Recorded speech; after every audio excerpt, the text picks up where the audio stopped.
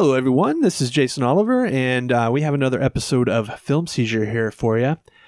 This week's episode is Zero Effect from 1998. And as always, I've got my two fellow co-hosts here with me who are going to talk about this movie. Jeff, would you like to say hello? I would. Hello, everybody. I'm Jeff Arbuckle. And Chuck, would you like to say hello? I wouldn't, but I will anyway. Hello, everybody. You said we were supposed to warn you if you snapped. Yeah, I probably snapped. All right. So this week we have, I think what we did for December was we kind of just did a bit of a kitchen sink. We all kind of threw out suggestions. I'm getting one of my my wish list items. Yeah, Jeff's getting one of his.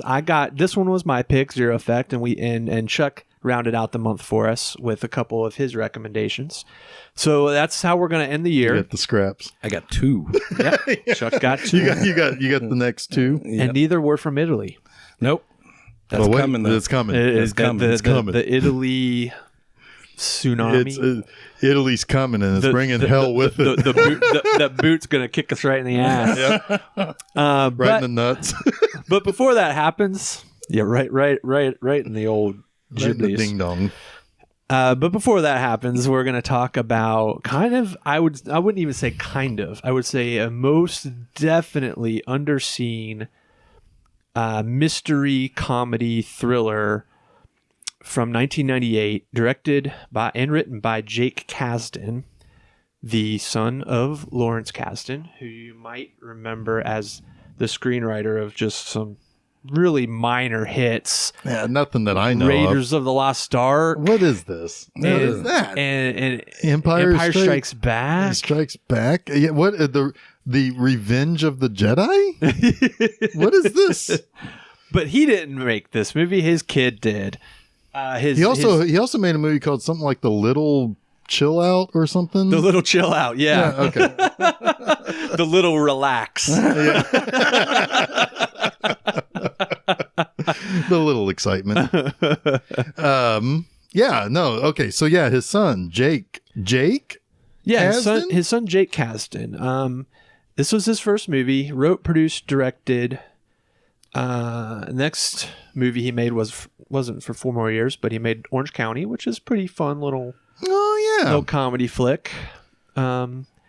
He's made some other things like Walk Hard, the Dewey Cox story, the TV Set. I don't know about your cocks, but mine's pretty dewy. And he's also the guy behind those more recent Jumanji movies. Okay. Which are honestly fun little flicks. I actually haven't watched those yet. I've wanted to because I've heard they were very fun. Yes, they're very much that throwback we were talking about with Mask of Zorro. Yeah, they're very much in that vein. And it's got The Rock. That's what I was going to say. You guys love The Rock. Yeah, well, yeah. Yeah. We do. We do. We don't always love The Rock. Rampage was a bad movie. Excuse me. Yes, Rampage was a very bad movie. And I have been wanting to watch the Jungle Cruise. I've heard that's not great though. I know, and I've heard it's basically what's the movie with Humphrey Bogart, African Queen. Oh, I don't know if those are comparable. No. I'm saying it's a ripoff. Oh, okay. It's a pale imitation of. Okay. Yeah. You mean it's the criticisms I've heard. You mean it's like if they took the African Queen and made it an attraction? Yeah. Right. Okay. And then made a movie on the attraction. Right. Okay. So it's basically like I said in our 200th, translating something from English to Italian and back to English. Yeah, I like it. Yeah. So, but we got a better movie to talk about. That has nothing to do with this. I was wondering what was happening. I thought maybe I was really cracked. We are going to talk about Zero Effect. Zero Effect came out in '98.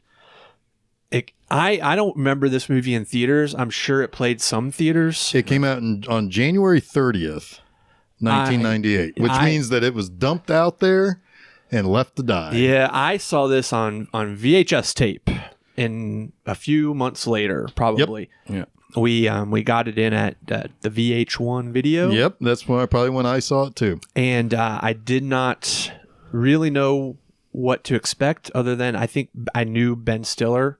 Yeah. And he was in it. And of course, Bill Pullman. Bill Pullman, yeah. I mean, come on. He's the president and while you were sleeping. Yes. He was the president while you were sleeping. You killed you. Yeah, I did. That just tickled. Oh my goodness. Oh my gosh. But this was also going to be in that era that we talked about a little bit last week where I watched everything. Right. And this was one of those things that I watched. Pretty sure we got the screener for it. I think you're probably right. This would have also come out, I think, on VHS around the same time that Mamet's The Spanish Prisoner came out. And the late 90s were all about kind of like that smart crime type storytelling where you have a little bit of a twist in the plot, right? And everything kind of tumbles into place. This has got elements of that. A couple months later, you'll have Palmetto. Yep. So this just kind of hit around that peak era, but it did not perform very well. No, and it wasn't actually very well liked by critics either, except for two. Siskel and Ebert really liked it. Yeah, that's interesting. Yeah, that's interesting. They were kind of on the other side of that. They did that every now and then. They would throw a little movie like this a bone. I liked it. I liked it a lot. Yeah. And everybody it was one of those movies where somebody would come in and be like, I want something kind of funny. I want something kind of mystery. You know, it fits so many different buckets, right? That it's an easy one to recommend to people, and you're probably going to like it. And most did. It's kind of funny because this is also the era of the resurgence of the new Hollywood. Yeah. And this was a studio movie. Although, can I just say, I fucking love seeing the Castle Rock Entertainment lighthouse at the beginning. I love that. Makes me immediately think of two things. One, Mission Hill. Two, Seinfeld. Because those were always at the end. You know, yeah. But anyway, but this is an instance where I feel like Columbia was like, we need one of those. Yeah. So give us an offbeat movie, and then they got it back, and they're like, I don't know what to do with this. Put it out in January, or whatever. It should be noted that there's a reason why January is often, and I think to the exception of this year, is often looked at as like a curse, because nowadays it's not so much the case as it used to be, but it used to be if you really had faith in your movie, there were only 3 months out of the year, or 5 months out of the year that you could release it. It would be May, June, July, November, December. If you had a horror movie or you were an independent movie trying to get out ahead in the awards race, you'd come out in October. If you were a kids movie or a nature movie, you'd come out in like March or April, especially if you had a religious movie. You'd come out around Easter. August was for the, like, this type of movie would come out maybe in August if it was like, well, we might be able to get some of the kids before they go back to college to go see this movie. But like pretty much the rest of the year was a fucking wasteland. It's like if it didn't come out in May, June, or July, or November or December, it's hard to have a whole lot of faith in it. And January was the movies that opened limited, and then everything that studios didn't have any faith in. Yeah. It's not as bad anymore, and certainly not now with COVID. But this is one of those movies where I kind of feel like Columbia didn't know what to do with it, and they couldn't really promote it in any one way to really sell it to people. Sure. Yeah. I mean, it's a hard one to put any kind of label on, but I mean, I love the tagline, "The world's most private detective." I mean, right. That to me, when I saw that on the box, I was like, yeah, what's this about? You know? It's funny because it's got a comedy style that is very of today. But it's a movie, and like, I don't know if you can make this movie today. I think that people have made movies like this just as good or better. I'm thinking of some of the stuff that the nice guys. Oh yeah. Oh yeah, okay. What's his name? I said it like 5 times last night. I kept saying this reminds me of a Shane Black movie. Shane Black. Yeah. I I had to say it to remember.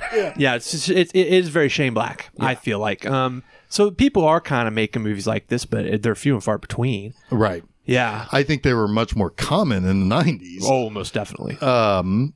Yeah. I'm going to say right out of the top, man, I'm going to hold some of the more reasons why, but I knew I would like this movie because I remember liking it 20 some years ago. I really like this movie. Yeah. This movie really hit me in all the right spots. So anyway, I'll dig into that more as we kind of come along. I think, you know, what about The Kid Detective? I haven't seen that. I like that movie a lot. Did that hit some of the same notes? Yes. The Kid Detective, there is a theme to it that matches this. Yeah. And I'll go ahead and say this, and I'll point out the exact things. There is a melancholy to this movie that is kind of beautiful. Mm-hmm. And The Kid Detective does the same thing, where all of a sudden it just becomes this whole other tone that just works. And and then it tells this larger story that it's like, oh wow, okay, and then it all lands with that. Yeah, that's interesting. Obviously we'll get into the beats, but there's a moment in this movie where your main character and you as an audience viewer are disarmed. Yeah. And all of the things that kind of plot wise don't make sense anymore, don't make sense because for a very good reason. Yeah. Yeah. Right? Because it does become almost, the case itself becomes almost pedantic and secondary to the reason why that's happened. Right? Right. Yes. Huh. Anyway, okay. So yeah, let's just talk about it. The movie starts. I love the way the movie starts. The movie it's a grabber kind of beginning. Right. And it's shot in a way that is very 90s, where you have kind of like this two sides of a coin. Yep. You have Ben Stiller, who is talking to a potential client for his employer, who you find out is this, as he tells him the story and is giving this guy the sales pitch for why he should hire his employer as his private detective. You get the greatest hits of a lot of his like cases that he solved. Some of the names of the cases are great. Well, it's very Hardy Boys, right? Yeah, it's very Hardy Boys, or Earl Stanley Gardner. It's Sherlock Holmesian. Well, it's kind of got an alliteration to it, or a beat to it, or a rhythm to it, like the Perry Mason novels. It also takes like the case of to kind of like a ridiculous level. Yes. Yeah. Very quirky. Yeah. Yeah. One of them, the case of the man with mismatched shoelaces. Yeah. Right. Like that's not selling any Arthur Conan Doyle novels. I'm sorry. No. But the fact that how he connects it all back doesn't even make sense. Yeah. No, because he tells the story but it has nothing to do with the mismatched shoelaces. Right. Yeah. It just so happens that the guy had mismatched shoelaces. Which I think later down the road it's sort of implied to me that he probably was able to put all the connections together, right, because of that one detail, right. But you never know why. Right.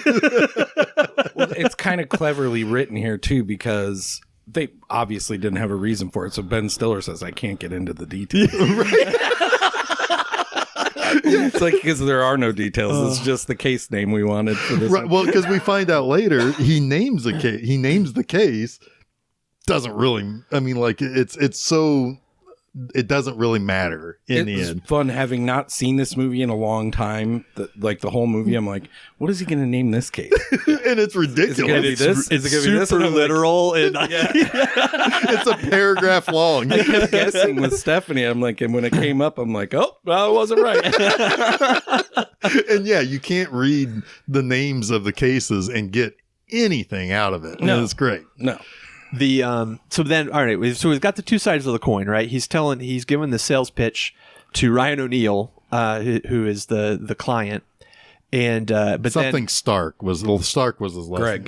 Greg Stark. And then he starts to Ben Stiller, I should say, starts to contradict everything he says in another setting. Yeah, where he's at a bar talking to his buddy. His buddy, who's a lawyer, I believe. Yeah, he is. And Ben Stiller is also a former lawyer.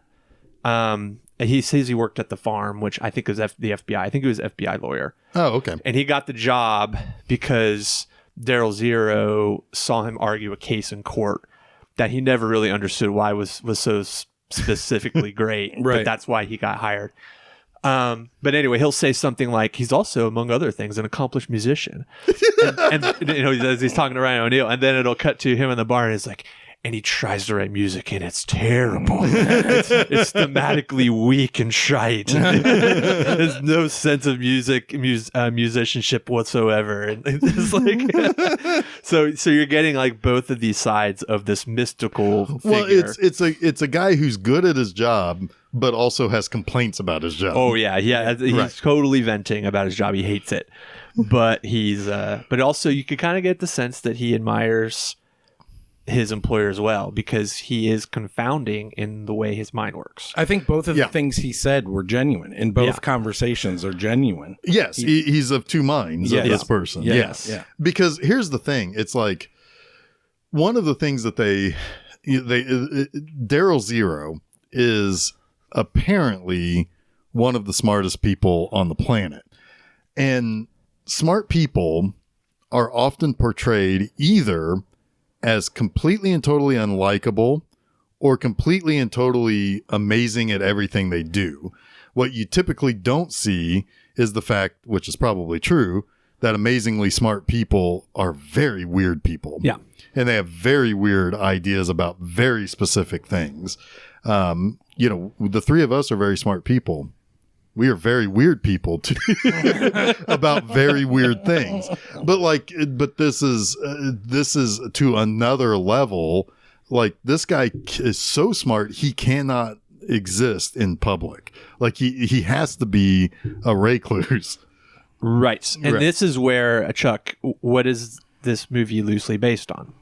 Oh, it's a Sir Arthur Conan Doyle story. I can't remember. It's the green woman in the green dress, I think. That's okay. I don't know. Mystery of the something bodega. That doesn't matter. Well, yeah, you're right. It's the bodega one. But it's a Sherlock Holmes short story. Yes. Is what this is based on. And Sherlock Holmes has been portrayed multiple ways in varying degrees, but he's always been portrayed, most commonly as someone who's a little bit aloof, right? Who is messy, annoyingly smart. Yep. Who is messy, a little bit disheveled, but brilliant. Right? Wasn't he also a cocaine addict too? Right. Yes. So, which they talk about some sort of amphetamine. He's addicted to amphetamines. Yeah. Okay. Daryl Zero is. This is most definitely a Sherlock Holmes type character. Right. And Stiller is his Watson. Yes. Right. Yeah. And the later character is another one, but I'll wait until we get to her. And it's interesting to me that I think this version, at least in movies and TV shows of Sherlock Holmes, I would most closely resembles Benedict Cumberbatch's. Oh, absolutely. From the most recent, BBC. Agreed. Which is funny because there are some people. There aren't many people who fall in the in between on that show. Either you really like it or you really, really don't. Yeah. And what's funny is I think sometimes people who don't like it think that it's one of those things. I don't know too much about this discourse, but it's one of those things where it's like you are not liking the true version of Sherlock Holmes. Like people can't get beyond Peter Cushing, right? Or in order to what's the other guy that I'm thinking of? Basil Rathbone. You can't get past that image or that visage of and in reality, I feel like those are two of, while they're iconic for how they look, are not really the most faithful. No. Right. Yeah. And I think importantly, and why Ben Stiller is important to the story, in most Sherlock Holmes stories, Sherlock is so wild, you need a grounding. And if you don't like John Watson, or if you don't like Ben Stiller's character, that's where it falls apart for you. Yeah. Because Bill Pullman is too fucking much in this movie. You know what I mean? Yeah. Most of the time. Although he is surprisingly charming in some of the scenes in which He becomes likable, but he is not. at the beginning he is not. Right. The parts where I started really liking him is when he is running on the treadmill next to John Hurt. And he's just looking at him. Ryan O'Neal. Yeah. And he's just looking at him and he's just got a weird look on his face. Well, I love And then he's like, so what level are you on? and he's just staring at him. I love that he's also like, he is trying really hard to run. Yes. And you can see it in his acting that he is exhausted and he doesn't run very often when he's trying to keep it together. It's almost like his face is tight. Oh, God, I love it. But all right, so what happens is Ben Stiller gives the pitch to Ryan O'Neal. Ryan O'Neal says that he has lost something and he's being blackmailed over it. And he's lost his car keys, basically, is the joke. He's like, but what I have to tell you is very important to me. And the case is that essentially I've lost my car keys. Yeah. And I don't know where they are. I need you to find them. And it's like, oh, it doesn't seem like that big a deal, right? But there's a lot more to it. So Ben Stiller goes back to LA because he's in Portland, is where Ryan O'Neal is, Portland, Oregon. Goes back to LA to tell Daryl Zero, his employer, what the case is, and if he wants to ask him if he wants to take the case. And you find out, obviously, from all the stuff that Stiller's character is telling his friend at the bar, that he's a recluse. He's got kind of agoraphobia, doesn't like being in the field, but when he's working, he's like on it. When he's not working, he's a wreck. Right. He's also got OCD. Yes, he's got time. like so much tab. And there's a single Diet Coke in the refrigerator. Oh, I love it. His diet consists of tab, of a giant bag of pretzels, and endless cans of tuna fish. Yep. And he has the audacity to call someone repulsive. Right. Yeah, he's most definitely, a OCD and probably a little bit on the spectrum. Right. Like, and he does not see those things as essential. Right. It's just things that he can eat that gives him energy and fuel to do work. Right. Or to write really bad music. I kind of appreciate how many computers he has around. As a guy who sometimes has 3 computers going at the same time. Right. But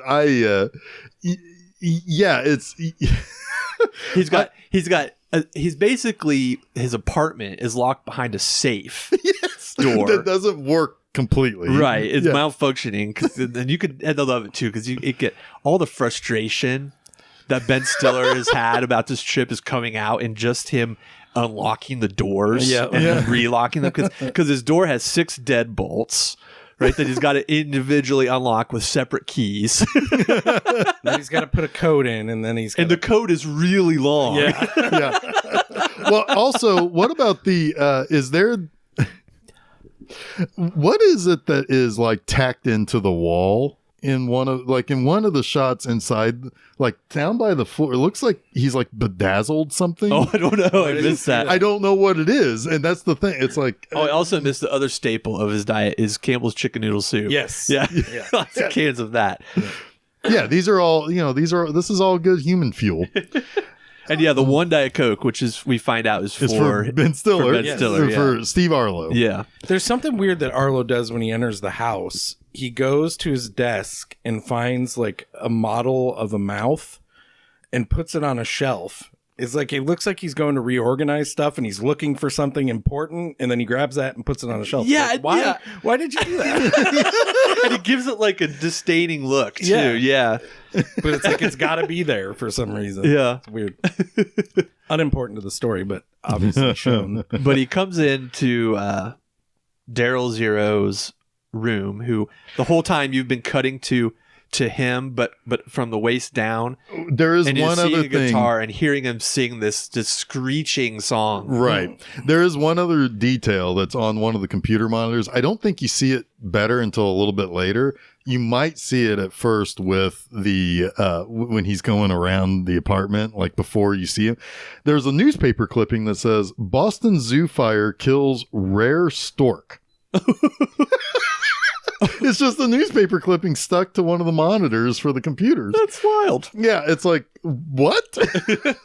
Why is that saved? Oh. But we finally see that Daryl Zero, the famous Daryl Zero, is Bill Pullman, and he's wrapping up his song, and he's kind of like in this weird sort of manic state. Right. And he asks Ben Stiller what he thinks, and he's like, "That's just great. I think that's really coming along, you know, because all of the frustration and everything has kind of like he's gotten it all out on all of the objects in the house. He's got his Diet Coke, and then he walks into the bedroom, and while you could tell he's being sarcastic, he's still kind of changed his appearance to be like, all right, I'm working now. Right. Yeah. So yeah, he basically tells him, here's the thing. Rich guy lost keys to a safety deposit How box. desperate on a scale of 1 to 10 or something Right. like that. Yeah. Right. And I think he said like he's in a mania or something like that. Yeah. And so he says, and basically Bill Pullman, like Daryl Zero, like pretty much figures the guy out. It's like, well, obviously there's something about this guy. He doesn't want to get out. And there's something really, really, really important that safety deposit box key will open. Yep. And he knew who his father was. He knew what kind of person his father was. Yep. How what wealthy his he business was. Yeah. Yeah. And it just instant recall Yeah. on that. Which, by the way, later there are moments in which you see what looks like a camera flash happen that saves a moment for his, I assume, his eidetic memory. Yeah. That happens a few times later Yeah. too. Yeah. Yeah. As if he's like filing it away for later. Yep. But yeah, so he says, okay, well, here's what I need you to do. I need you to drive me to the airport, and you're going to come out tomorrow morning in the 7 a.m. flight. They can't go together, and he has to go tonight. Yes. And he can't spend time with his girlfriend. Now, there's something about this that fucking killed me. Can I guess? Yes. Is it the fact that he didn't drive him? Yes. It fucking killed me. So it's like it's time to take him to the airport, but Bill Pullman's driving. That killed me too. We should mention that you mentioned his girlfriend, but it's Right. an important thread in the movie. He's moved in with her. He's probably on the verge of asking her to marry him. And in that car ride to the airport, Daryl Zero's like, you should probably, you're not mad at me. You should rethink what you're doing. You're not ready to be married. Yeah. Right. Yeah, that's what he's telling him. He's trying to manipulate him a little bit. The Yeah. girlfriend Jess is played by Angela Featherstone, Yeah, who was Dark Angel in the Full Moon movie. I was wondering what happened to her. That's a good I flick. was too. I mean, she popped up in a lot of stuff there for a while and has disappeared. Yeah, she was kind of like the 90s hot girlfriend for a little while. Yep. Yeah. She was in Con Air. Yes, she was. Yep. Yeah. Yeah. So, yeah. So she's frustrated. Like, it seems like she's going to leave Arlo at any time. Obviously, this like kind of come back and have to leave town immediately Holy has been happening shit. for a long time. So- Because she's frustrated by it. Oh, Yeah. there's a great example of that a Yes. little later. Yeah. Yes. It's so funny. So like he takes him to the airport. He flies out. This is like at 10 o'clock at night, Yep. which means that Ben Stiller has to go back to the airport in just a few hours. Yeah, he wants him to fly out again like 12 hours later. No, Yeah. 7 9 a.m. hours. Yeah. 7 hours later.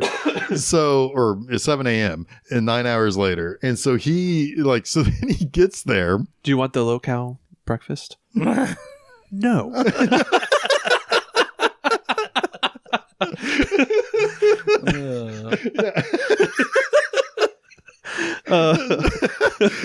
Then he flies. So yeah, again, he flies out to Portland. And I think it's that this is like because there's a drop. There's a drop that morning, right? So Daryl for the blackmailer is that's blackmailing Ryan O'Neal. There's a drop set up for the next day. Arlo told him, is like, go ahead and keep it unless we tell you differently. So Daryl goes out there so that he can watch the drop happen. Right, and it's these very specific. Like, and he doesn't want to be there either. We should mention that. He's like, am I going to have to go? Am I have to actually go? It's like, I think you probably will. Yeah.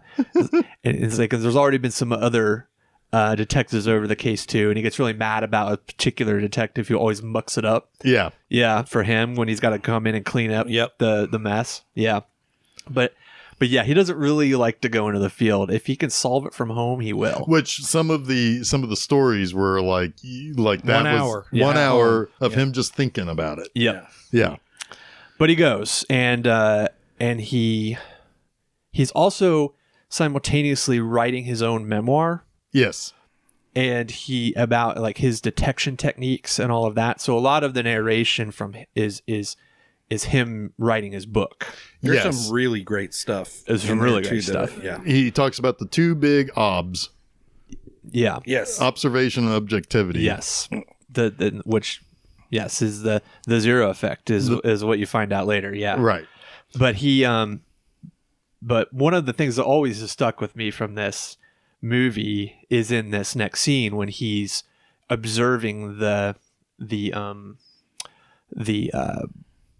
drop, all the steps he's got to make to drop the $100,000 for the blackmailer. And he's like what does he say? It's like they can't tell they're being followed. But people figure out they're being followed by turning around and seeing you follow them. Yes. Right. They can't tell they're being followed if you get there first. Right. And it's like I just love that little thing. And you find out that he's anticipated all the moves, and he already knows some of the details. But he gets to the place where the drop is going to be before Ryan O'Neal Clark does, and then he just waits. Yep. To see. Okay, we know where the money is. Who's going to pick it up? Right. Right. But it doesn't really give him too much. But this is also didn't he also already go to the gym at one point? Yes. Yeah, so he's already gone to the gym. He's already noticed that Ryan O'Neal has a thing for redheads because of the masseuse. Mm-hmm. He always has the same 9 a.m. appointment. It's almost sexual. Mm-hmm. Or fetish. It's almost fetishized. And how like with the redheaded masseuse.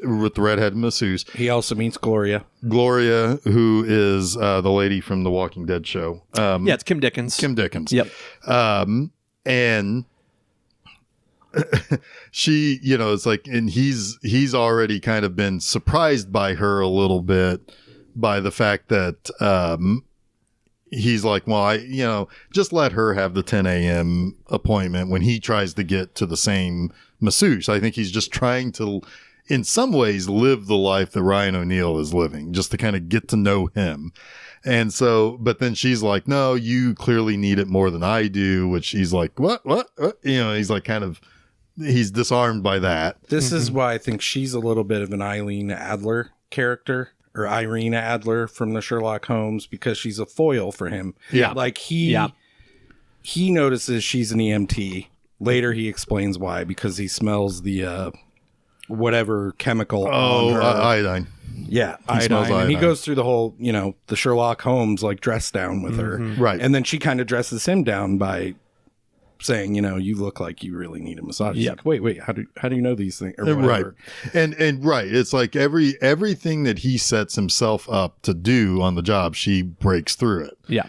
And this is when he's very clearly struggling to keep up with Ryan O'Neal, who is also struggling. It looks like he's about to drop dead, but he's trying to keep up. He's like, so what level are you on? Oh, I'm on an 8 or whatever. He says, what level are you on? 8? And he's like, no, 7. He's like, oh, I'm on the same one as you. But they're both on 5. Yeah.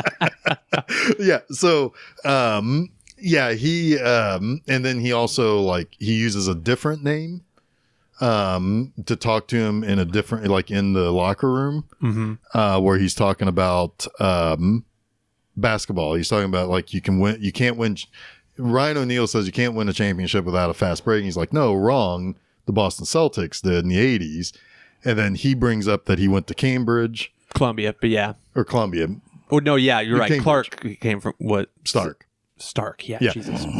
So he says, Cambridge. And he's like, well, that tells you he lies about his thing, but he's very quick to drop where he's from. And what is, like as if that means something. Right. And that this is the point before he follows the drop. He goes to the airport to meet Ben Stiller. Yes. In a beard. He's in disguise. He has him go to the phone payphones. Yeah. Where he's sitting, we find out later, just a few payphones down. And calls him. Yes. And then he says, okay, so here's what's going on. Here's what I found out about him. All these things that he's observed. I need you to go back to LA. Yeah. To get some things. I can't remember what. But yeah. And bring them back to me. Yeah. And I'll see you tonight back here. It should be noted that he has unlimited funds. He charges so much because he's so good at what he does, which is funny because most of the time you would have a character like this, he would be shit at the job. He would be more lucky, if anything. Oh, yeah. Right. Yeah. And so, he really doesn't know what he does, but he gets lucky.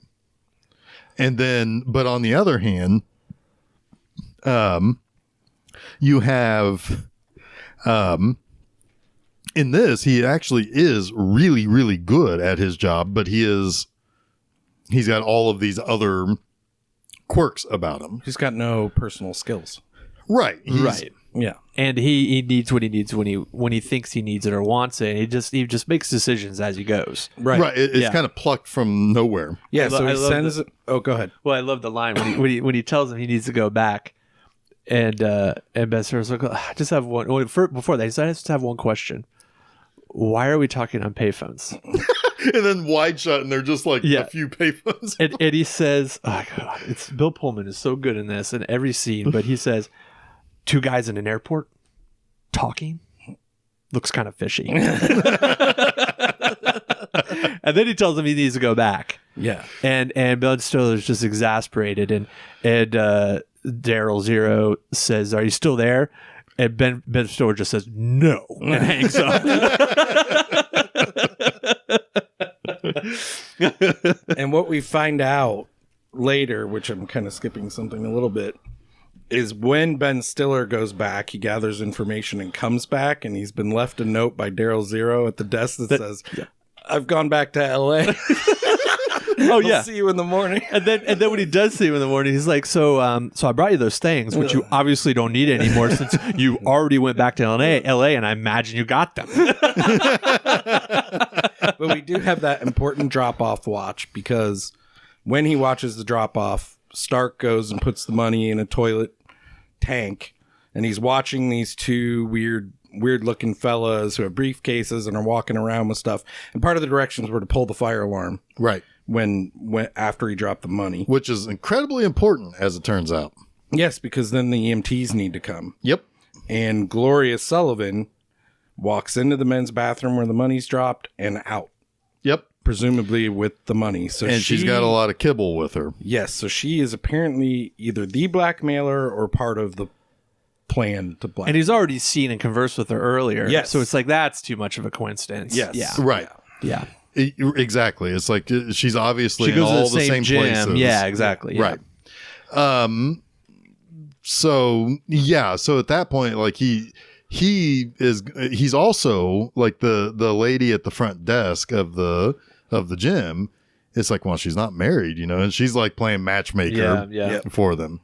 And so, there's already forces at play that are going to bring these two together on top of his own curiosity about her. And then this is when he's got to go back to LA to do research. Yes. And you got a little bit of a research montage. Which he could probably do. He's got to go back to all his computers and his microfiche machine and all of that, right? How do you think he gets? Does he get like a regular drop of the updated microfiche? That's what I was wondering. He can't just have like unlimited microfiche in his apartment, right? I like saying the word microfiche. But he does find some things out, and then he goes back to Portland, and he goes back to the hotel where Arlo is. And at some point he follows her and finds out that there's a very sick old man that she's carrying. Too. Yeah. Did Arlo find that out, or did? No, he did. He follows her. And then, she sees him pushing an old man in a wheelchair at a retirement home. Yeah. And he just thinks that she volunteers there because she goes there, I guess, every day or something. Yeah. Or every week or something. But finally, him and Ben Stiller are back, and they compare notes, essentially, which is mostly just Daryl Zero telling Arlo everything he's learned. But there's a moment where when he comes in the room, and Arlo's watching something on TV. Yep. And he asks him, well, what are you watching? And Arlo's like, oh, something about the extinction of the whale population. So and Daryl turns the TV off and just says, fuck the whales. But he treats him like a child too. When he comes in, he's like, what did I tell you about these curtains? Yeah. And the lights and then the fuck the whales line is definitely the chart topper there. And of course he's just like, oh great, all right, we're on now. Yeah. Working again. But he tells him about the poem that he found that Stark wrote. It's like wait, who rhymes towards and birds? Yeah. And he recites the last few lines of the poem leading up to the last word birds, which he just says with such disdain, like it doesn't rhyme. and Arlo's like, well, maybe it's not supposed to rhyme. Yeah. Which it comes back later is kind of funny the way he handles poetry info. Yeah. But it's important to note the poem was about a woman named Clarissa. Yes, and that's funny too. There's two moments where Daryl goes to sleep that are so funny. The first one is at the beginning of the movie after he books the flights. Yep. And then he just falls asleep in his chair in front of the computers. He's like, I'm asleep now. And his battery just zaps. And he's out. And then after he tells all the information to Ben Stiller, he gets wrapped up. He lays down on the bed, grabs a comforter, and just turns. Yeah. And wraps himself up in the blanket and is asleep. Yeah. He's a very dramatic sleeper. Yes. And he is sent. Where does he send Ben Stiller at this point? To try to find out where the safety deposit box is? Yeah, he wants him to look up the name that popped up on the email, I think. KV. There is no boxes with the name KV. And they figure out boxers with the name KV. Yeah, but then they figure out the name, I think, Craven Vincent. I forget how. Creighton Vincent. And he wants him to look to see if there's any safety deposit boxes under the name Creighton Vincent, but they're pretty sure there isn't because the previous detective wrote a note that they had misinterpreted earlier. Right. They said, well, this is a typo. Boxer. Right. Not, yeah. Box is not boxer. Right. But then Ben Stiller's like, I was going to do that. And Daryl Zero, I think, says at that point, well, it's pointless. I think it's moot. It's moot, but you should still be sure. But he's like, I guess I'll go get a drink with my buddy Bill or something. Right, and then that's a little later. Is that a little later? That's a little bit later. At this point, he sends Arlo to occupy Stark so he can get into his office. Oh, that's right. And then he goes through the cool rules on finding things. So good. I love it. So good. He's like, if you're looking for something... If you're looking for a specific thing, you're very unlikely to find it. Because you're looking for one thing. Because of all the things in the world, you're looking for one thing. Yep. Now, on the other hand, if you go into a place looking for anything, you're bound, of all the things in the world, you're bound to find something. Yes. And what does he find? He finds the car keys. Yep. And he has the line that somebody said, it's mentioned to him later. He says, usually things are right in front of your face. Yeah.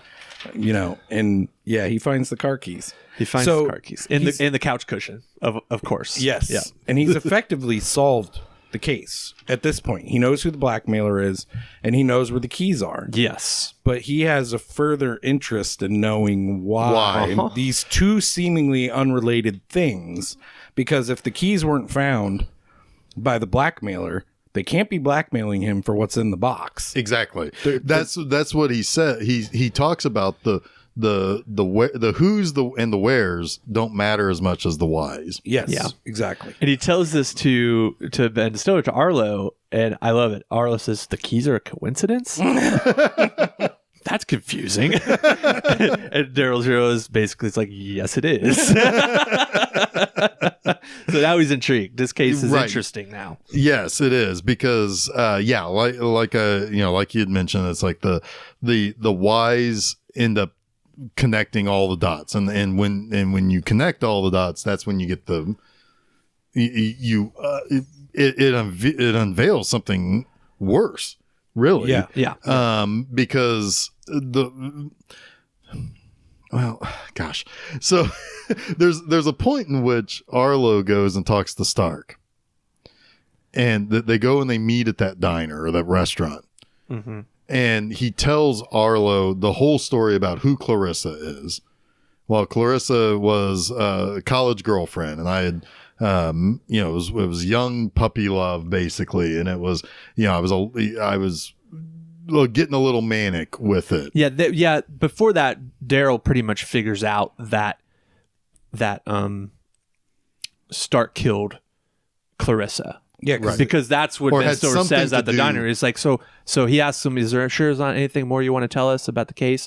He's like maybe why you killed Clarissa? No, this is the funny thing with he's like, do birds, or how do you say TOWARDS? Yeah. He's like, towards. He's like, does that rhyme with birds? And he's like, what? No, why are you asking me this? He's like, okay.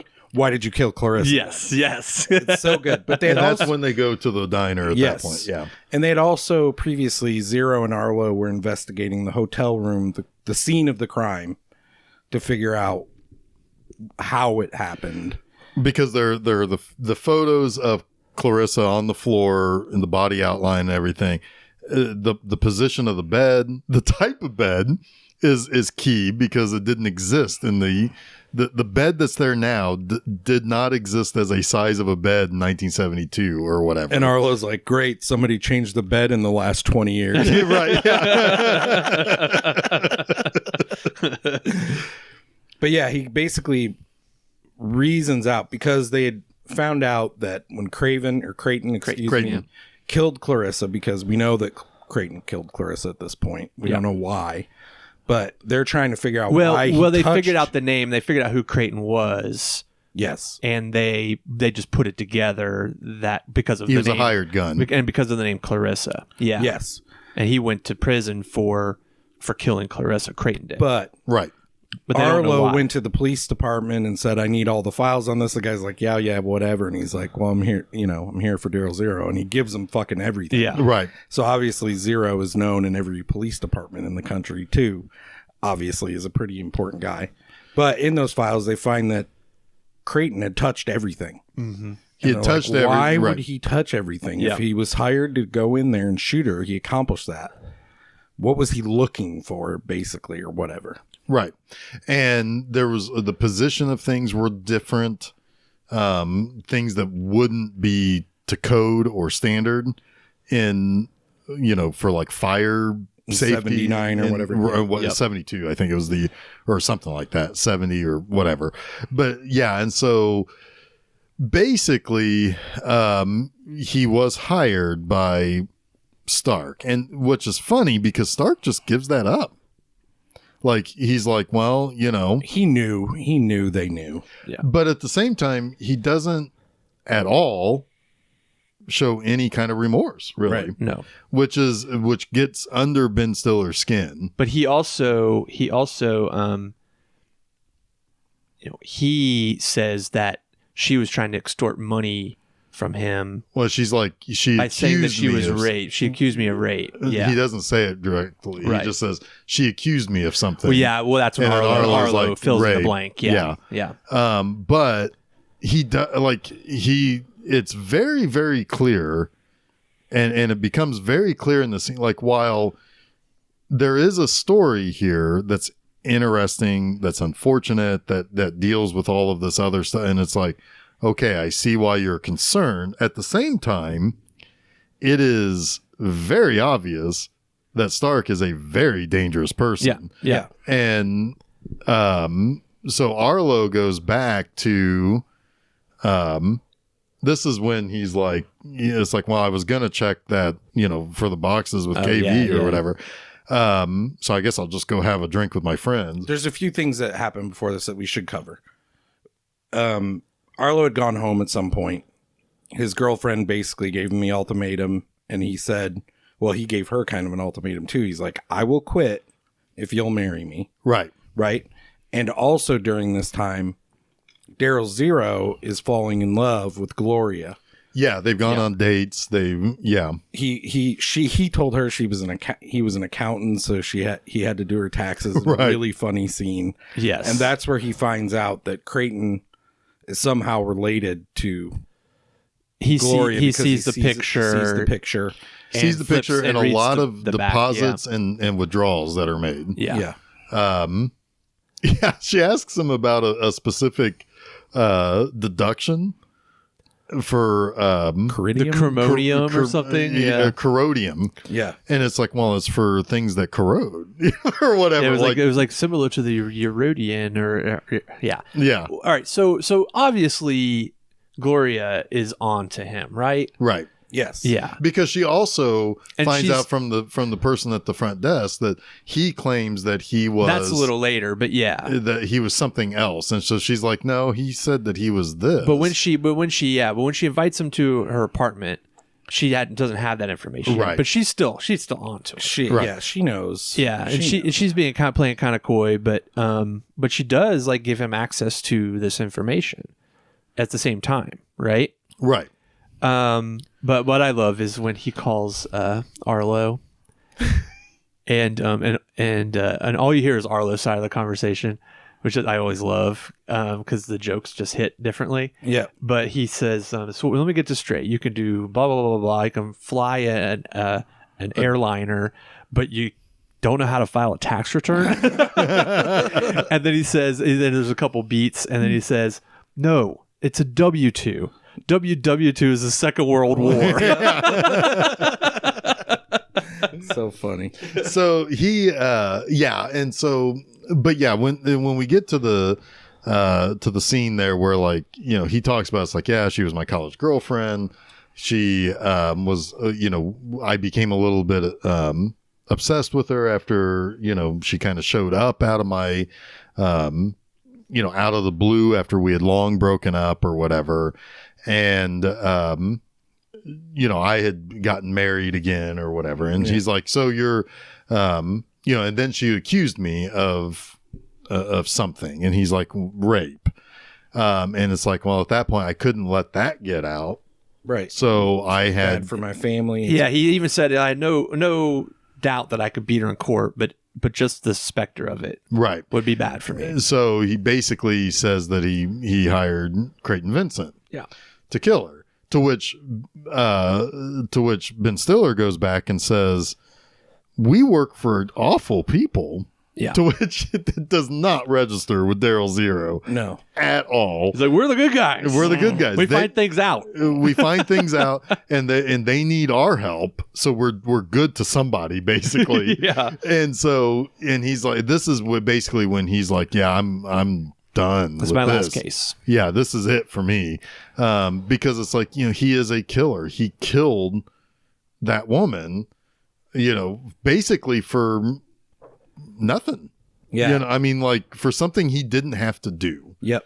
And then he leaves and Stark's outside. Yeah. Yeah. And he's scared, and he's like, he wants to know who, because they, in all of this, they know that Gloria is the blackmailer. They just don't know why. Right. And he wants to get that name Yep. because he wants to kill her. Yeah, he wants to tie up all his loose ends. And he's like, you want this name now for something that you can do tomorrow after the drop or whatever. There's one cheesy moment, like there's two moments in this movie that I'm like, a little bit. And in this one, when Stark is offering him money, he's like, I'll give you $500,000, $1 million, $5 million or whatever. well, he basically said, like, I'll give you $5 million for you to kill that person. Yes. And the way that Stiller delivers this line, and the line itself is so hokey. He's like, well, I'll kill you. I have a gun and everything. Yeah, right. So I was Well, like, ugh. I have a gun and everything. I feel like that's more of a he didn't know what to say to get away from him. Oh, sure. Just the way it's delivered and the line itself, I was just like a little face palmy yeah. for me. But what really is happening here is that even though Arlo is quitting on Daryl's Zero, he still has his integrity. Right. And he still will protect Zero and his work. Right. And And at this point, it's not also just protecting another person Right, too. yes, exactly. Yes. I mean, he's not going to be at fault for the death of somebody who shouldn't be dead over something. And maybe he kind of sympathizes with. But they still don't understand why her. Right. Right. Like that just hasn't quite come to light yet for them. So in the meantime, Well, not only why her, but they soon find out that Creighton Vincent is the old person that she cares right, for. Right. So why care? And they think that he is her father, Creighton Vincent, Right. and that she was raised by her aunt and uncle because He was in he jail. went to prison. Yeah. For killing Clarissa. Right. Yeah. If ever there was a name that deserved to be in a poem, it was Clarissa. I love that. Begged even. So he goes on another date with Gloria. Daryl does. They go to a malt shop. Yeah. It's very wholesome. Yeah, and a Nick Cave song comes on, Yeah. and he makes a mistake. He leaves the receipt, which he had earlier He told her. oh, you should really save all of your receipts. Right. And it's that's my motto. Always take the receipts, you know. Right. And but he leaves it. And the camera makes sure you notice. And of course she notices. Right. But still I think she already kind of knew. Right? Yeah. And What she he still was up invites to. him home. She still invites him home and they have sex. So she definitely knows at that point.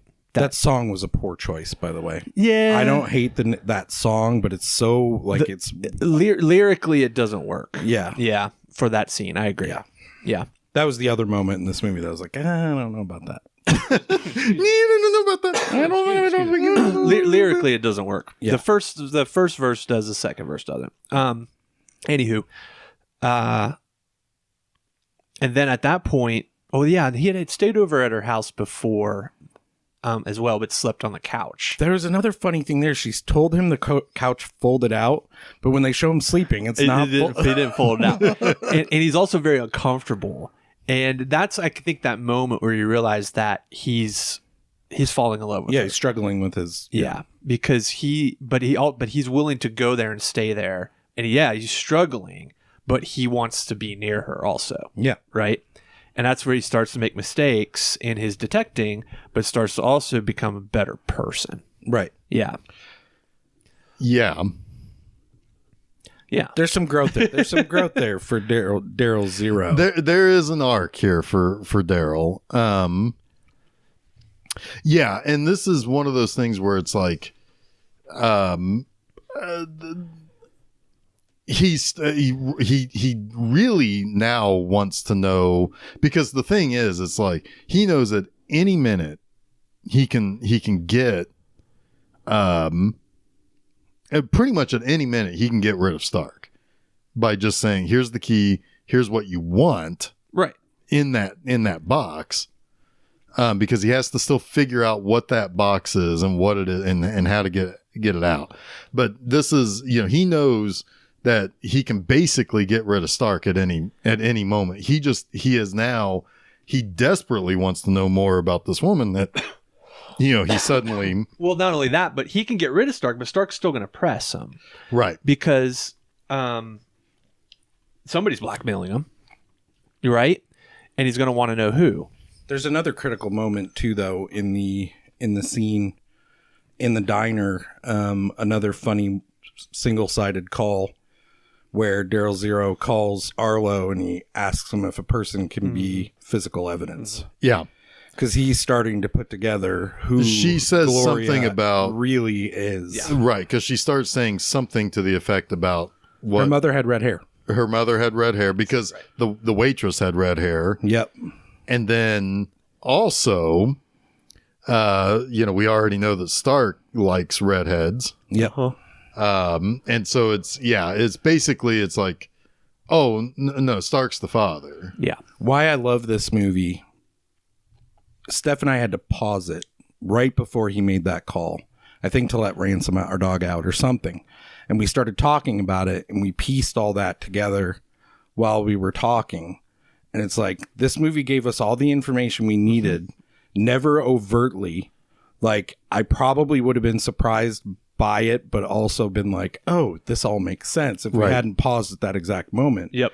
But good storytelling gives you all the information you need without hitting you on the head with it. Mm-hmm. Right. But well, and that's the thing. It's like, it's all there for you to find. It's like saying when you're looking for anything, you're going to find something. Yes. It all ties to that whole. You just need detachment. And us pausing it was detachment. Right. And even he said, he has a few great lines, but he says earlier, I mastered the fine art of detachment, which has made him the greatest observer that's ever lived. Yep. Yeah.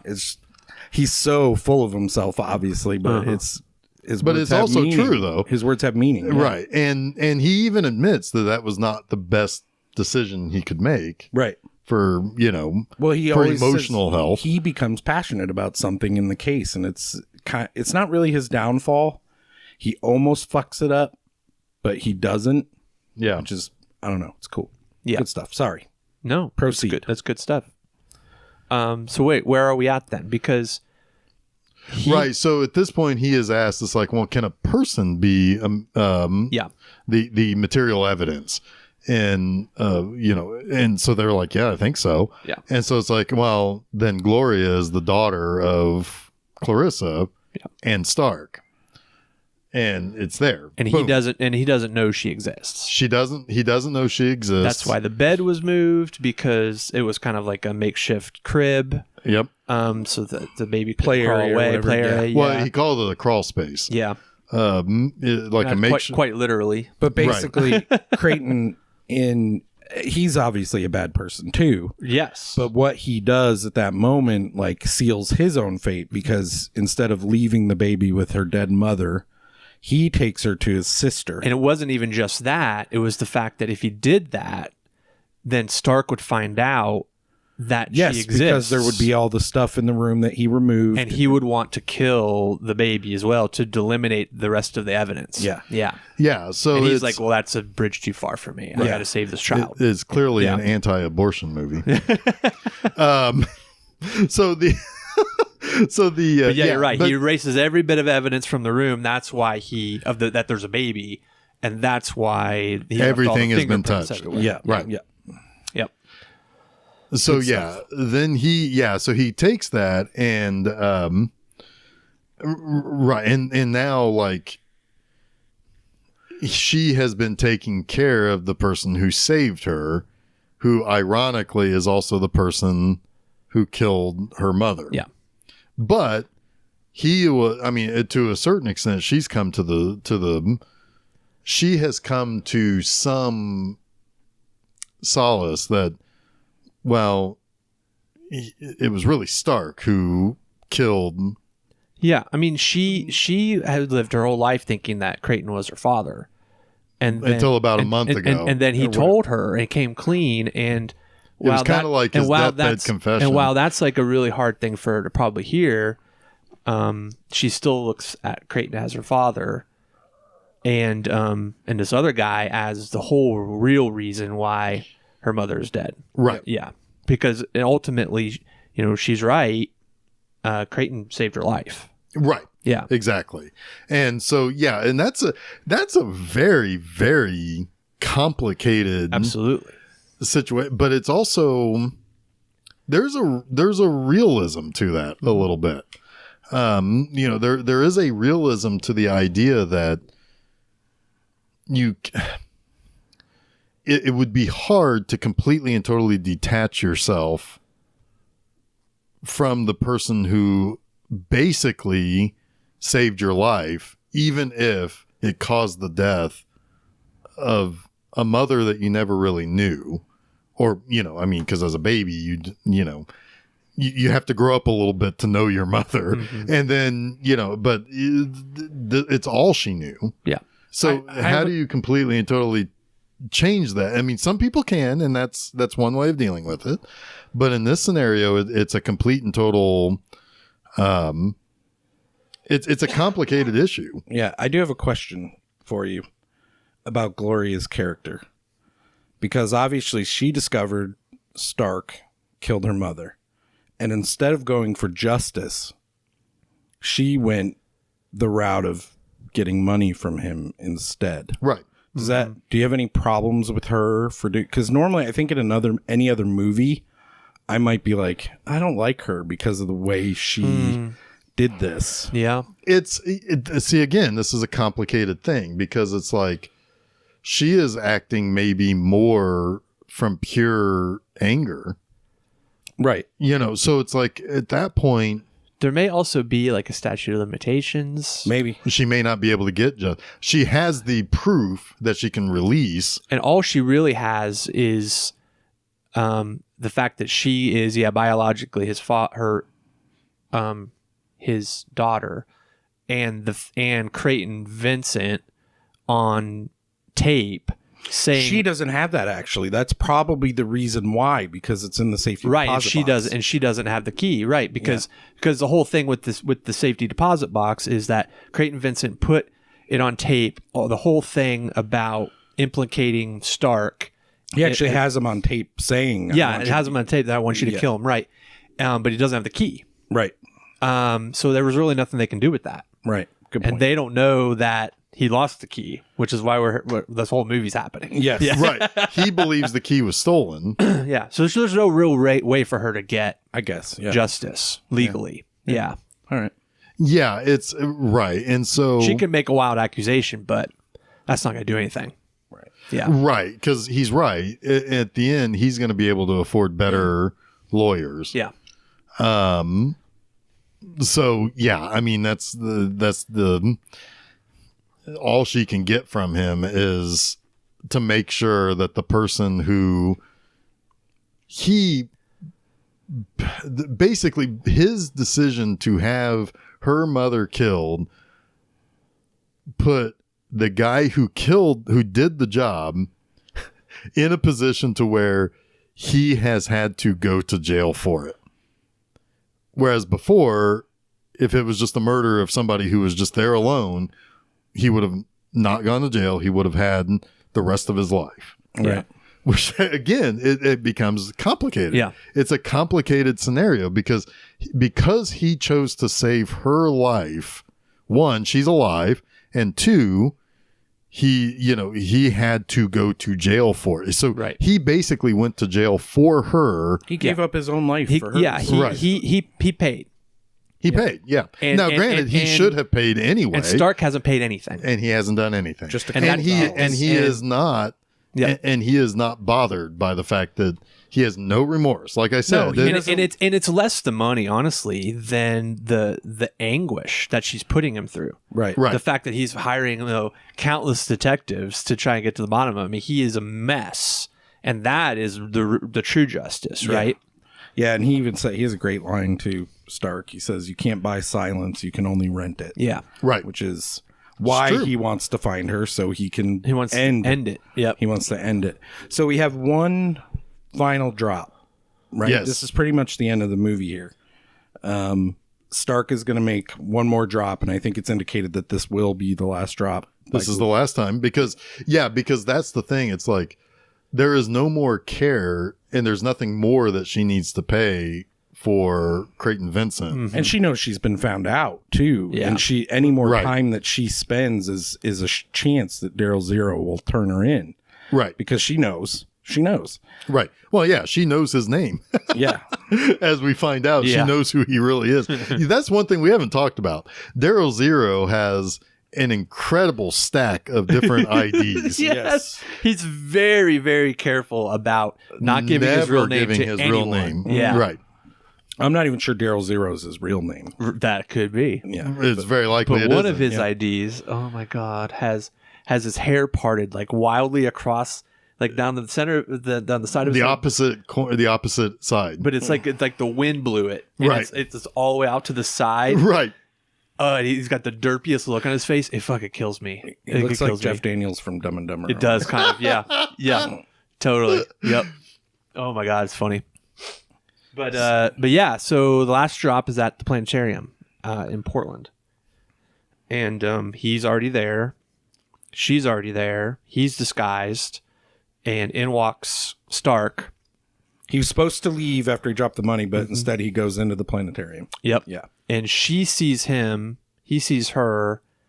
And he has a heart attack. Yeah, he's been so stressed that was part of the title of the case. Yes. He was so stressed out that he literally had a heart attack. Yep. But she doesn't sacrifice her morals. No, she doesn't. She's an EMT, so what's she do? Saves him. Saves his life. Can't change your nature. It can't change your nature, which also means that she basically needs to go Yeah. at this point. So it's Not because not because Stark knows who she is, because he really doesn't. no. Still, he has no idea. But because she's gotten too close to it. Right. Everything is She's really close. He's going to be able to start to put that together Eventually. because he recognizes her from the gym. And well, he doesn't. He don't think asks so? her. Well, she asks him, "Do you know who you are?" And he's like, "Who are you?"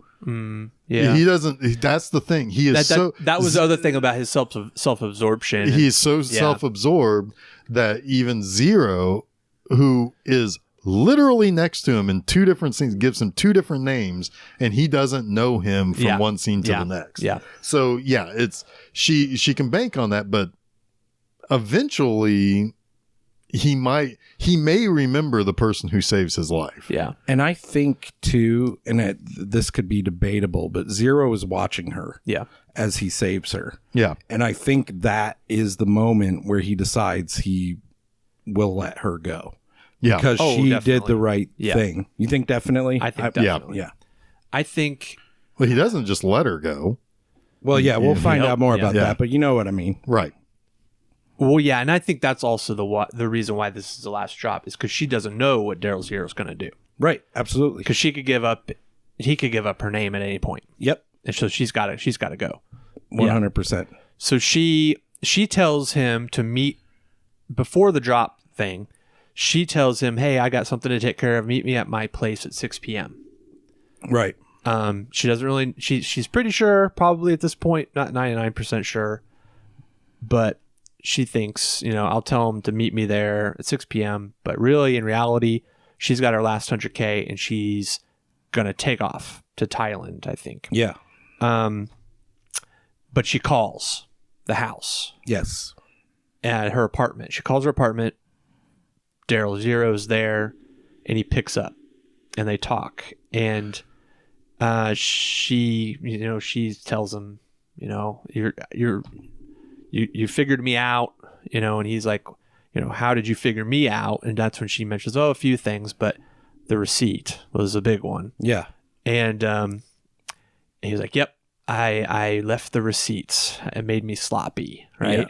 And or it's like the you made me sloppy or something like Yes. that. Like she was getting to him. There's a great interchange here too, just slightly before that. Sorry, where he tells her what flight she's going to be on. Yeah. Like, he knows exactly where she's, and she's like, well, if you knew I was here, why are you there?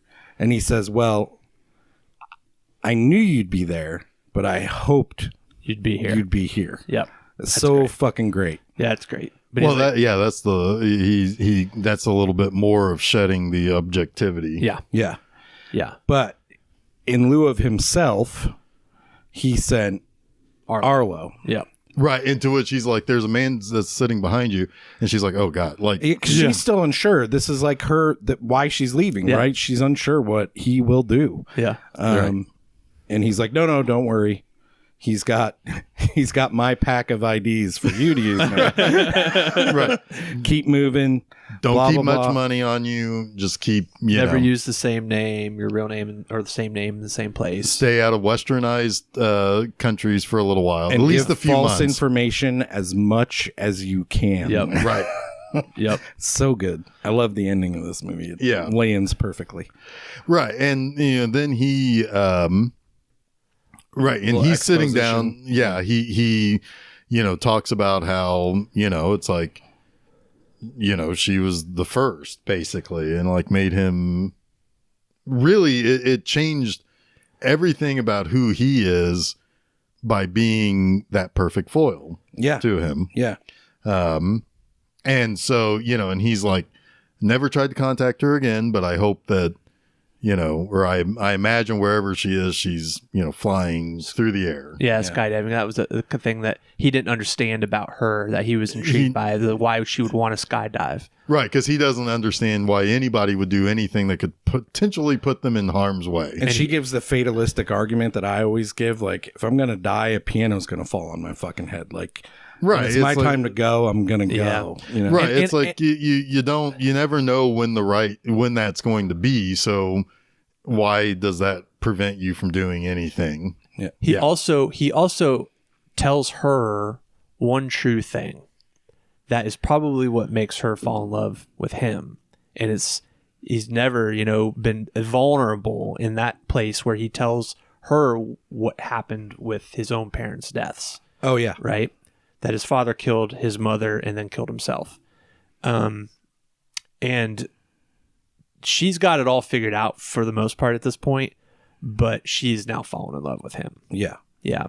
Yeah. And so like I was saying earlier, and this is something that I feel like was very much a thing of the late 90s and maybe early 2000s, that there is a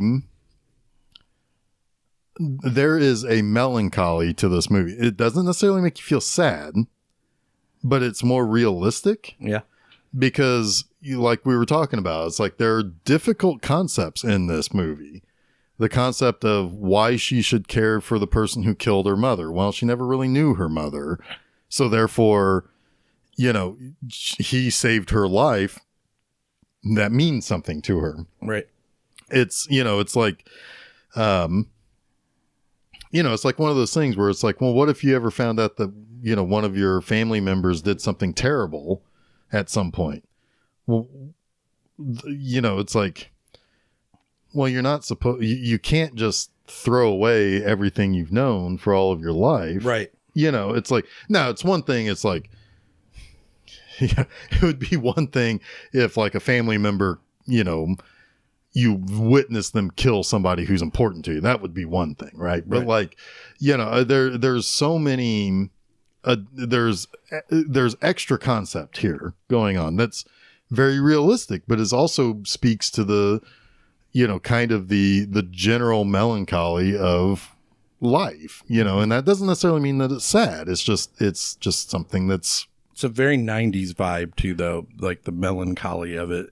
Right. Reminded, I mean, it's a 90s movie, but I'm like, this movie is really 90s. Yeah. It's these are damaged people, but they're, like even the really, really bad person in this is not obviously a villain. Mm-hmm. He's a rich guy with a lack of morals. Yeah. Mm-hmm. He's a rich guy who's like, well, I'll just kill anybody who gets in my way. and it's so flippant that he's not a mustache twirling guy. Yeah, he's not Dirk Dastardly putting women on the train. Right, exactly. Or is that? Yeah, that's Yeah. Yeah, that's pretty close. Close enough. Yeah. So yeah, it's one of those things where it's like it also has this kind of the conclusion where he's talking about like, you know, how important she was to him, but that he never went back to look her up.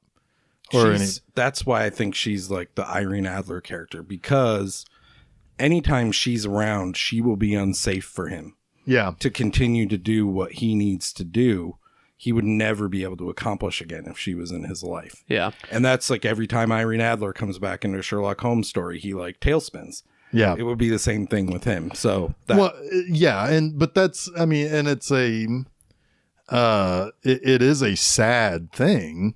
Can't change your nature though. Well, yeah, but I mean, but that's still, I mean, that is a very anti what you want. You want your hero to get, you know, to have the happy ending, right? But there is no happy ending. Well, who's really the hero in this movie? Well, that's fair, but I mean, like, but our protagonist. Yeah. Let's I put think it that Gloria does get the happy ending, right? She does. She's the person you'd really want.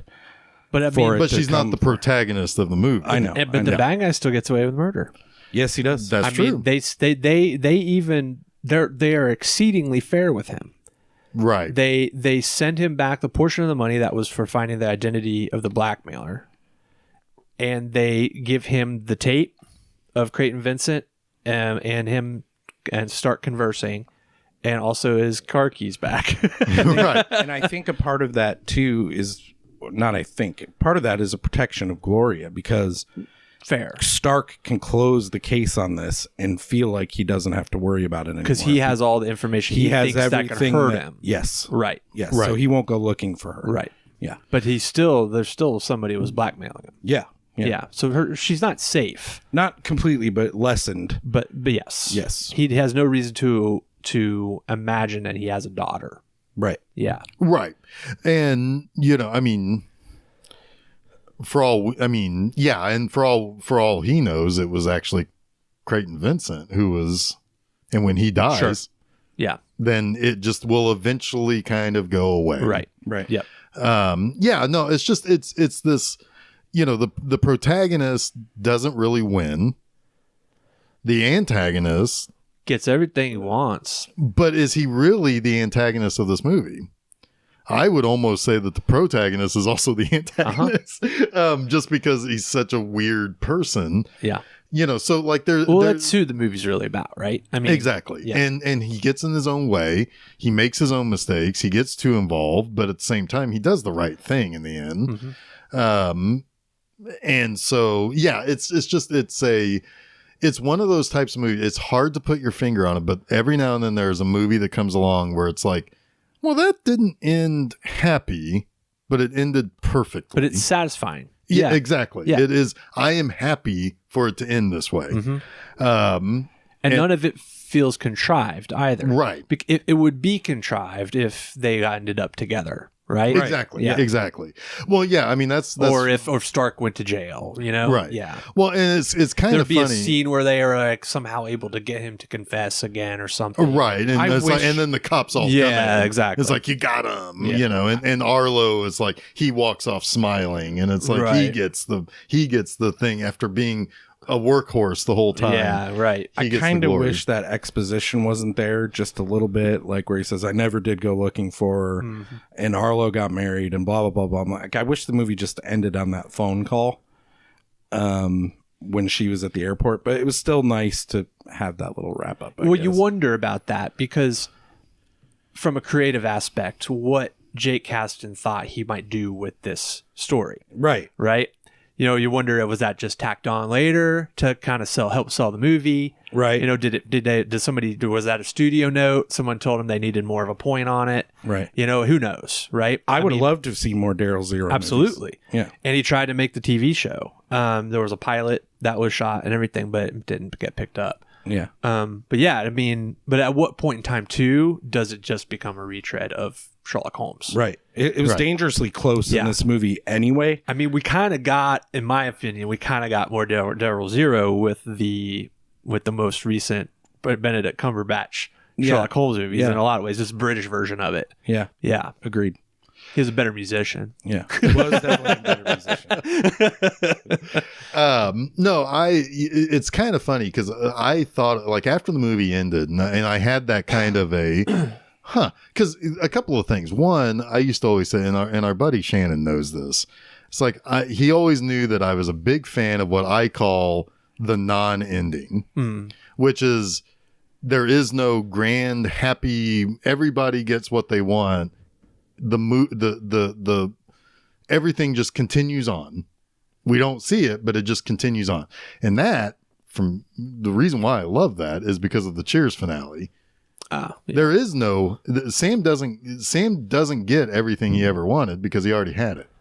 It was the bar and his friends at the bar, so it's like, oh wow, okay, wow, awesome. It's like he already had the love of his life. And so I've always like appreciated that same kind of idea in movies where it leaves you more saying, I didn't think of it like that, or I didn't see that coming, or I didn't think that would happen, or whatever. And again, another thing that kind of, I mean, in some ways Chinatown ends like that. Yeah. Where it's like the bad guy won. Yeah. And there's nothing you can do about it. You just live life. That's Chinatown, Jake. That's right. Forget it, Jake. It's Chinatown. So yeah, but like what's funny is that there's also these other kind of endings like this that were kind of common in this time, where it's like there's a sad story there that becomes the attraction of that movie or whatever. And it's like something that came up recently was a conversation. I know, Jay, I don't think you like this movie all that much, but it's what always attracted me to Vanilla Sky. Oh, yeah. Because that's a sad story. That is a sad movie. I like Vanilla Sky. I probably would have liked it more if I hadn't seen the original first. Fair enough. But in the exact same thing is what attracts me to like AI. Also, it's like there's a Spielberg's best movie. Yeah. Sorry, That's right. inside joke. That's right, Chuck. you know one thing that bugs me. Someday we're going to talk about this movie. One thing about Vanilla Sky that bugs me is that started the era of Cameron Crowe movies where he started shoehorning music in that didn't fit. He had such a good track run for a while. I would argue that it does fit in Vanilla Sky. But then it just got too on the nose. Like when they started like recreating the album covers and everything. And well, there's a whole reason for I that. know, but it just feels too much like a brand at that point for Cameron Crowe. Yeah. You know? I mean, maybe someday we'll talk about that whole movie. thing. I thought that whole connection and how things connected was just so much less contrived in the original than that for me. So anyway, that's my anyway. the reasons I didn't like that movie are starting to flood back. Sorry. Zero effect. But no, I thought about that because of that same kind of the sadness of these characters and of the situations and everything. It appeals to me, and the exact same thing happened after watching this Zero Effect. Was that it's like these are kind of sad, shitty characters. Every one of them has a fault, and it's like maybe the one that doesn't have a fault is Angela Featherstone's character, who we don't really know all that well, who's put out and that's the one happy ending we get is her and Arlo. They get married and Daryl Zero goes to their wedding in disguise. He doesn't. There's one place he doesn't go in disguise at the end, and that's to the funeral of Creighton Vincent. That's true. Yeah. Which is almost like he is really paying his respects to Gloria. Yep. More than anything. So it's I don't know. It's just that these are not great characters, but they're not necessarily bad. The one bad guy is frighteningly maybe more realistic than everybody else. Who's brazen about the fact that he can just pay for anybody to be killed. But the rest of the characters are flawed, but they're not bad. They're not making you feel bad watching them. Right. It's one of those things that's like, all right, well, that didn't end the way I thought it might, or it didn't end as most movies would end, or whatever. Well, hey, I have one thing to say, because I know the listeners have been on pins and needles to hear if I like this movie or not. Oh, that's right. Last week we weren't so sure. I didn't like it at all. I loved it. There it is. There it is. There it is. There's That was 1, terrible. 2, 3 loves right here. You know, it's funny. Did Steph like it? Yes. I figured she would, because Yeah. you asked a while back if I could recommend any movies I could think of that were like The Nice Guys. Yeah. And I couldn't. This one didn't come to mind, but it totally is in that vein. Yeah, Like, 100%. It is a Steph movie for sure. Yeah. Yeah. Yeah. Yeah. And what's the other one? Kiss Kiss Bang Bang. Yep. Yep. Yeah. More Shane Black. More movies. Shane Black. This is definitely in that. It's in that Shane Black era. Yeah. Or area. Yeah. Yeah. Did we did it? I think Did we do it? Did we do it? I think we did it. think I we mean, did it. this is your movie. This is the movie you really wanted. I us like. to- I hadn't seen this movie in probably nearly 20 years, and I still love it. Yeah, Great. It's a movie that I look forward to watching again at some point. I might as well just. I should have just. I considered buying it instead of renting it on Amazon last It's like night. $4 different. I know. I feel almost did it like too. it's got to get a maybe one day a Blu-ray release. That'd be It's nice. not been given one. Hey, it looked fine on Amazon. It did. It looked really Yeah, good. it looked fine there. Yeah, I think I in used to fact, have I this maybe on almost. VHS. You did. That's where I watched Yeah. it. Was your VHS copy Yeah. in California in our apartment? I'm pretty sure. I'm kind of thinking that I almost would rather have it the way that I saw it, because it does feel like I watched it in the 90s. Yeah, yeah. It's got some of that like grainy pixelation in the whites. Yeah. You know that they always had in the 90s. Yeah, it's like it's a little bit better than DVD. It's a Yeah. lot better than VHS. It's almost like you went to the theater and saw Yeah. it. I wish Amazon would let you apply your rental money towards a purchase within the next 7 days. or Yeah, something. hey, That'd Jeff be an awesome Bezos, That'd be a idea. good get idea. on that. Yeah. When you come back from space, Rocket Man, why don't you do something about that? Also, why don't you not shower an ex-alcoholic and I rented champagne? it twice because I rented it on. Fuck that guy. I was going to watch it on Tuesday. We're recording this on a Sunday, viewers. I was going to watch it on the previous, like last Tuesday, but then Susan was like, "I'm going to get a drink. You want to come with me?" I was like, "Fuck it, sure." Because I just paid for the rental. I was like, sure. I'm sure I'll be able to get to it in the next 48 hours, even with travel. I was like, because I was traveling. I thought I'll watch it on my computer or something. Did not get to see it. So then I watched it again. I rented it again last night. So I paid $4, but You should have just bought it. I didn't realize. Yeah, no, I should have just. Oh, well. Anyway, we all should have bought it. That's you know what? One of us should. Well, I should just buy it on my Voodoo account. Then you guys can watch it whenever the fuck There you you want. Do it. There it is. Anyway, yeah, good times, good movie. The Zero Effect, which is what happens when you apply the two obs. The two obs. Objectivity. An observation. Yep. Can we talk about what I'm bringing next Yes. week? Yeah. Yes. Yeah. Finally, we're going to talk about King Kong 1976. Yeah. This is the first episode of Monster Mondays ever. I made it that way because fuck yeah. Love this movie. Love this movie more than anybody should. And probably anybody does. This is my go-to King Kong. And I know you guys are excited to watch it. I am actually. It's been a long time since I've seen this, but I remember this movie from seeing it as a kid. Yeah. It was on TV a lot Yeah. when Yes, we were younger. it was. Yes. Which is where my love of it Is came. it Sybil Shepherd? Nope. No, Jessica Lange. Jessica Lange. Did I you remember introduce- Simple Shepherd? Simple Shepherd. Yeah. Sybil. No, It's Jessica Lange, It's yes. Jessica Lange's first movie. That's right. Jeff Bridges, Charles Grodin. Oh, the cast Yeah. looks great. Yeah. It is. It's even got the guy who played Non from Superman. I remember Kneel before dawn. Kong looking so convincing and awesome as a kid. I was like, holy crap, he looks so cool. I mean, that's the Kong that they did the ride based on and everything, right? Yeah. Yep. He had banana breath and everything on that ride. Did he? Yes. I never got to go on the ride. Yeah. Yeah, banana When he bread? screamed at you, you smelled You banana. smell that's bananas? awesome. That's awesome. That's great. That's a great detail. Yeah, so I'm real excited about it. I'm so excited about it. I'm going to watch both versions, the theatrical and then the TV cut that's 3.5 hours long. So interesting. As the TV cut it's 3.5 hours long. So it's longer than Peter Jackson's. Let's put it that way. I feel like that's probably what I saw as a kid, but 3.5 hours? How long on TV would that be with commercials? like 4.5.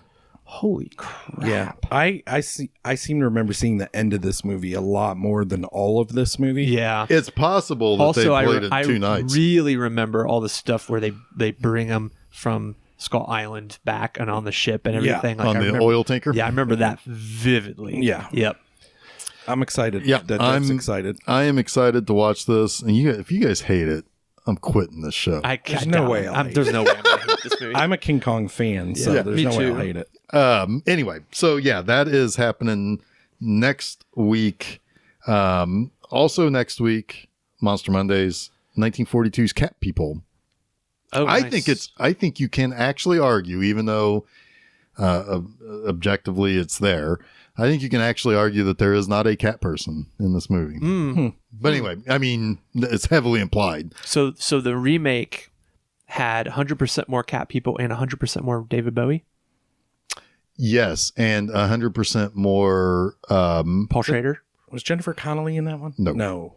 No, it was. Natasha Natasha. Kinski. Ah, Kinski. yes. Who is the guy? The guy is. In the remake, Yeah. it was I can't remember. I can see his face. I can't. Was it Willem Dafoe? No, it's not Willem Dafoe. Anyway, Anyway, it's a what weirdo. What about B movie? It's a weirdo. Anyway, but yeah, so Monster Mondays, Film Seizure, you catch those at filmseizure.com. You can follow us Facebook, Twitter, Instagram.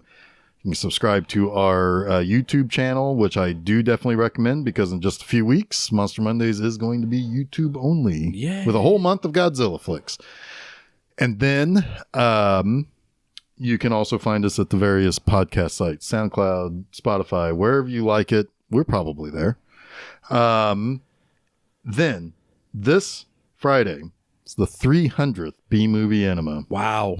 Lots of celebrations going on. Yeah, I know, right? The 200th Film Seizure last week, 300th B-Movie Enema. It's not just an article about me and why I do it or what historically significant stuff happened.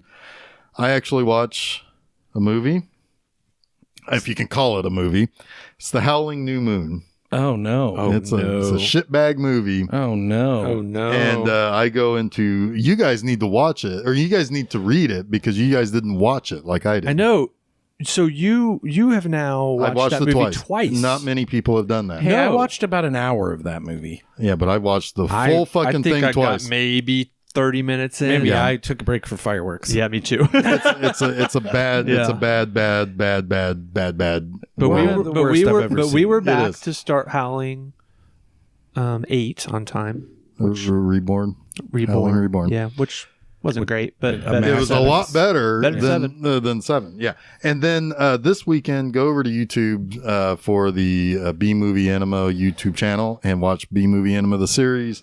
We're getting down to the last 3 episodes of the season. This week, Mistress of the Apes, that is also a shitbag movie. My co-host walks out, and I have to do the episode alone. This is the first time that's happened. I'm kind of surprised. It is not the first time it's happened. Okay. There's another time it happened for Abraxas, Guardian of the Universe. It might be a seasonal thing. It might just happen every episode or every year. So anyway, yeah, those are the things. B-Movie Enema, you can follow that on Facebook, Twitter. You can also just subscribe to that YouTube. Because I also pull clips from the Howling New Moon Rising. You just got to see this shit to believe it. It's just cowboy boots just It's sitting got on the floor. it has the best werewolf transformation that has ever been made. By not showing it. Oh, wait. Yeah, I know what you're talking You know about. what I'm talking about. I know. Yeah. I know what It's you're also talking got a about. fart joke in it. Anyway, so anyway, those are the things. But next week, I'm most excited because King Kong is the shit. It's definitely the best thing happening all next week. Oh, Cat People's pretty good too, though. Anyway, 201 episodes. Boom. How about that? Pretty amazing. Until next time, I have been Jeff Arbuckle. I have been Chuck Moore. I am Jason Oliver. Malcolm McDowell and John Hurd are the weirdos and cat people. That's it, Malcolm McDowell. Thank you. And you have been listening to Film Seizure.